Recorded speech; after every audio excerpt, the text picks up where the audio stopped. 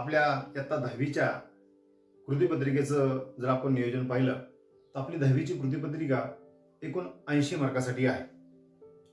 त्यानंतर 20 मार्काचं आपलं oral examination आहे. अशा आपलं 100 गुणांचं इयत्ता 10वीसाठी गुणणार आहे. 80 मार्काच्या कृतीपत्रिकेचं विभाजन पाहत असताना आपल्या असं लक्षात येईल की याच्यामध्ये बरेचसे काही प्रश्न आहेत की जे आपल्याला हक्काचे गुण मिळवून देणारे आहेत.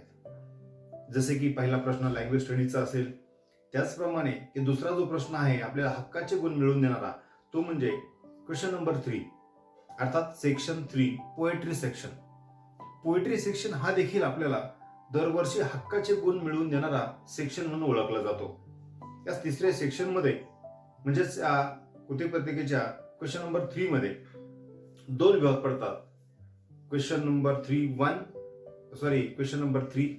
आणि क्वेश्चन नंबर 3B. या 3rd A आणि 3rd B मध्ये प्रत्येकी 5 गुणांचे प्रश्न विचारलेले असतात.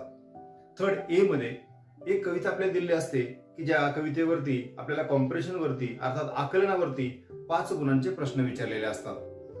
आणि 3rd B मध्ये एक दुसरी कविता दिलेली असते की ज्यावरती आपल्याला ऍप्रिसिएशन करायला सांगितलेलं असतं. ऍप्रिसिएशन अर्थात रसग्रहण. तसं पाहिलं आपल्या पुस्तकामध्ये एकूण 8 कविता आहेत आणि 8 पैकी आपल्याला कृतीपत्रिकेमध्ये 2 कविता निश्चित येतात म्हणजे येतात. ऍप्रिसिएट द पोएम अर्थात कवितेचे रसग्रहण करा, कवितेचे ऍप्रिसिएशन करा हा 5 गुणांचा प्रश्न आहे आणि याच्यामध्ये काही मुद्दे आपल्याला त्या ठिकाणी दिलेले आहेत. त्या 5 घटकांवरती आपण माहिती दिली की आपल्याला 5 पैकी 5 गुण त्या ठिकाणी मिळून जातात. मग घटक नक्की काय आहेत? अतिशय सोपे. थोडं जर आपण लक्षात घेतलं तर सहजासहजी आपल्याला पैकीच्या पैकी गुण मिळतील अशा प्रकारचे 5 घटक आहेत. घटक number 1 title of the poem. कवितेचं शीर्षक हे शक्यतो आपल्याला कृतीपत्रिकेमध्ये छापून देखील आलेलं असतं. आपल्याला फक्त ते पाहून व्यवस्थित लिहायचं असतं. जर छापून आलेलं नसेल तर मात्र आपल्याला ओळखून ते लिहायचं असतं. या पहिल्या घटकासाठी अर्धा गुण आहे. Number 2 poet of the poem. त्या कवीचं नाव आपल्याला त्या ठिकाणी लिहायचं असतं. याला देखील अर्धा गुण असतो. कवीचं नाव जे प्रिंटेड आपल्याला पोएम आलेले असते कृतीपत्रिकेमध्ये त्याच्या खाली कवीचं देखील नाव बहुधा आलेलं असतं. नसेल तर फक्त आपल्याला ते आपल्याला आठवून लिहायचं असतं. त्यानंतर तिसरा घटक जो आहे त्याच्यामध्ये आपल्याला राईम स्कीम लिहायची असते. जी कविता आपल्याला दिलेली आहे त्या कवितेमध्ये राईम स्कीम यमक योजना कोणत्या पद्धतीची आहे ते आपल्याला मांडायचं असतं. राईम स्कीम वरती आपण स्वतंत्र व्हिडिओ दिलेला आहे. डिस्क्रिप्शन मध्ये त्या व्हिडिओची लिंक आहे. आपण तो सविस्तर पाहू शकता की राईम स्कीम कशी तयार करावी. अतिशय सोपा प्रश्न आहे. या तिसऱ्या घटकामध्ये आपण त्या कवितेची फक्त राईम स्कीम लिहायची आहे. त्याला 1 गुण आहे. चौथा जो घटक आहे त्यामध्ये आपल्याला फिगर ऑफ स्पीच लिहायचा आहे. भाषेचा अलंकार. कोणत्या फिगर ऑफ स्पीचचा उपयोग या कवितेमध्ये केलेला आहे. या कवितेमध्ये वेगवेगळ्या प्रकारच्या अलंकाराचा उपयोग केलेला असतो. फिगर ऑफ स्पीच वापरलेले असतात. आपल्याला नक्की कोणता फिगर ऑफ स्पीच कोणत्या ओळीत वापरला हे माहीत असावं लागतं. लिहित असताना मात्र आपल्याला उदाहरण लिहायची आवश्यकता नाही. फक्त 1 किंवा 2 जास्तीत जास्त 3 जे अलंकार जे फिगर ऑफ स्पीचच्या कवितेत आलेले आहेत त्यांची नावं फक्त आपल्याला लिहायची असतात. आपण जर लक्षात घेतलं तर बहुधा अलिट्रेशन हा जो फिगर ऑफ स्पीच आहे बहुधा सर्व कवितेमध्ये आलेला असतो. फक्त आपल्याला अशा 1 किंवा 2 फिगर ऑफ स्पीचची नावं त्या ठिकाणी या चौथ्या घटकामध्ये द्यायची आहेत. त्याला आपल्याला 1 गुण मिळणार आहे. आणि 5वा जो घटक आहे सर्वात महत्वाचा त्याला 2 गुण असतात आणि तो घटक म्हणजे थीम ऑफ द पोएम. कवितेचा सार काय, कवितेचा सारांश काय, नक्की कवितेमध्ये काय सांगितलंय, कवितेविषयी तुम्हाला काय वाटतंय, कवितेत तुम्हाला काय मिळालं, अशा प्रकारची माहिती आपल्याला त्या ठिकाणी लिहावी लागते. थीम ऑफ द पोएम अर्थात त्याला central idea of the poem असे देखील आपण म्हणतो. या थीम लिहिण्यासाठी आपण शक्यतो काय करावं? प्रत्येक कवितेवर आधारित एक 6 ते 7 ओळींच्या 8ही कवितेच्या थीम तयार कराव्यात. त्या थीम तयार करत असताना अतिशय साध्या सोप्या भाषेत तयार कराव्यात. एवढ्या सोप्या भाषेत तयार कराव्यात की त्यातला कोणताही एकही शब्द आपल्याला अवघड वाटू नये. कारण इंग्रजी शब्द आपल्याला अवघड वाटला की त्या वाक्याचा आपल्याला अर्थ लागत नाही. अर्थ न लागल्यामुळे ते वाक्य आपल्याला पाठ होत नाही आणि नकळतच तो प्रश्नच आपल्याला अवघड वाटू लागतो आणि उत्तरपत्रिकेमध्ये लिहिताना देखील आपल्याला अवघड वाटल्यामुळे आपल्याला मार्क्स देखील मिळत नाही. त्यामुळे ही थीम तयार करत असताना अतिशय साध्या सोप्या भाषेमध्ये ही थीम तयार करा. शक्यतो आपल्या काही व्हिडिओमध्ये आपण ती सगळी थीम देखील दिलेलीच आहे. ती थीम तयार करा. 2-2 मार्कासाठी 8 कवितेंवरती जर आपण अशा प्रकारच्या 8 थीम पाठ केल्या तर कसल्याही प्रकारची अडचण ही आपल्याला ॲप्रिसिएशनच्या प्रश्नामध्ये राहणार नाही.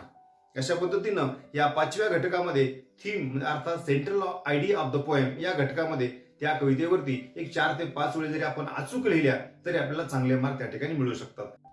अशा पद्धतीनं प्रत्येक कवितेतील title of the poem, name of the poet, rhyme scheme of the poem, figure of speech use in the poem as well as theme of the poem अशा 5ही घटकांची तयारी करून आपल्या 8ही कवितेची ॲप्रिसिएशनच्या बाबतीत आपण तयारी करून घेऊयात. आपल्या 8ही कवितेचं ॲप्रिसिएशन आपण या ठिकाणी पाहणार आहोत. या व्हिडिओमध्ये काही ॲप्रिसिएशन आपण घेणार आहोत आणि उरलेल्या ॲप्रिसिएशनसाठी आपण दुसरा व्हिडिओ बनवणार आहोत. सर्वप्रथम आपण सुरुवात करूयात आपल्या पाठ्यपुस्तकातील पहिल्या कवितेपासून, a teenager's prayer. Appreciation of the poem A Teenager's Prayer. First point, the title. The title of the poem is A Teenager's Prayer. Second point, the poet. This poem is written by J. Morse. Point number 3, rhyme scheme. The rhyme scheme of this poem is ABCB. In this poem, there are 5 stanzas, but in each stanza, we find the same rhyme scheme ABCB. So, we write here ABCB. Fourth point, figures of speech, alliteration and inversion. The sentence, travel down the darkened road. In this sentence, the letter D is repeated here, so alliteration is there. In the second sentence, decisions I must make. We find in this sentence inversion because this sentence is not in proper order. म्हणजेच काय तर हे वाक्य विधान वाक्याच्या क्रमानुसार मांडलेलं नाही. हे वाक्य खरं असं असायला हवं होतं, आय मस्ट मेक डिसिजन्स, परंतु या ठिकाणी आय मस्ट मेक डिसिजन या वाक्याची व्यस्त मांडणी केलेली आहे. त्यामुळे आपल्याला या ठिकाणी इन्व्हर्जन हा फिगर ऑफ स्पीच या ठिकाणी सांगावा लागेल. Fifth point, theme. This poem is a prayer by teenager. ही एका किशोरवयीन मुलाची प्रार्थना आहे. ही कविता म्हणजे एक प्रार्थना आहे. A teenager is praying to God. या कवितेतील हे किशोरवयीन मूल देवाला प्रार्थना करत आहे. He prays the God to show him the right path. हे किशोरवयीन मूल देवाला प्रार्थना करत आहे की हे देवा मला योग्य तो मार्ग दाखव. And keep away from bad habits. आणि मला कीप अवे म्हणजे दूर ठेव, फ्रॉम बॅड हॅबिट्स मला वाईट सवयींपासून दूर ठेव. अर्थात कोणत्याही मोहाला मला बळी पडू देऊ नको. The teenager believes that. ह्या किशोरवयीन मुलाचा विश्वास आहे. The teenager believes that the God will help him. की देव त्याला निश्चित मदत करेल टू गेट सक्सेस, यश मिळवण्यासाठी. This is the theme of this poem. अशा पद्धतीनं ॲप्रिसिएशनचे हे 5ही मुद्दे व्यवस्थित समजून घ्या आणि ते वहीमध्ये पुन्हा पुन्हा लिहिण्याचा सराव करा. म्हणजे आपल्या उत्तरामध्ये निश्चितपणे अचूकता निर्माण होईल. Let's see the appreciation of next poem, basket full of moonlight. 5 points of appreciation.